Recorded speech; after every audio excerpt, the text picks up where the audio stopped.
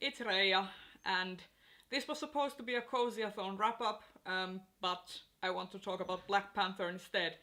So, Cozyathon, I completely failed. I only read one of the books that I was going to read, that was Black Tides of Heaven. It was good.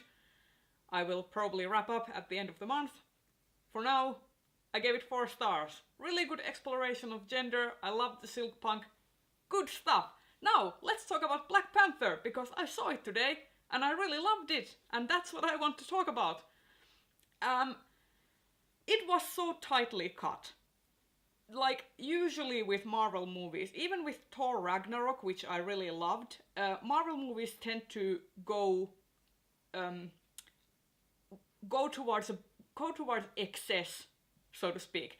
Like, when a scene needs room to breathe, Marvel movies usually go one extra step beyond so that it kind of becomes a little bit uncomfortable almost to watch, because that scene should have ended, but they just keep going. And luckily, Black Panther didn't have that. It was really tightly cut. There were so many good character moments. The story was so good. It didn't feel too long. And that's also a really good sign when a movie doesn't feel like it's 2 hours. Like, it was so good. So I just want to talk about a few of my favorite things. So, heads up, spoilers. There's going to be spoilers. First up, Cherie is my new favorite character. What an awesome female character. First, she is a scientist. She's really hip and cool and kind of has her own sense of style and her own sense of humor, and she was allowed to be very witty and sarcastic and humorous. It was so good. And she had some really amazing inventions that I really loved. And I also loved her sneaker pun. It was great. And then Mbaku, I was so sure that I would not like him, because he was introduced as this kind of brutish warrior type character, and then later he completely subverts that and turns out that he is a very funny guy. Loved him. And of course, can't not mention TChalla. Perfect. He was great, a great hero. I do think that TChalla and Nakia were probably the most flat characters in the whole movie in terms of character dynamics and how they work with the other characters. They were the least interesting to me personally, but I loved the exploration of T'Challa's relationship with his father and kind of his father's past, and that was really superbly juxtaposed against Killmonger and his struggles with his father and how those two storylines connect. Perfection. It was great. And I saved the best for last, because this was probably my favorite thing in the whole movie. And you're gonna think I'm crazy, but this was the best thing about the whole movie for me. It had battle rhinos. Okay? It had battle rhinos. They had armor and everything. It was so amazing. They did that. There was a guy and like Wakabi, and he called them with a horn, and they came and they had armor, and it was magnificent, and they rode them to war, and it was epic. I almost tore my partner's arm off its socket when those rhinos turned up, because I'm a sucker for animal companions, okay? And battle rhinos, man. Battle rhinos. Only thing better than a battle rhino would be a battle hedgehog, okay? I'm just saying.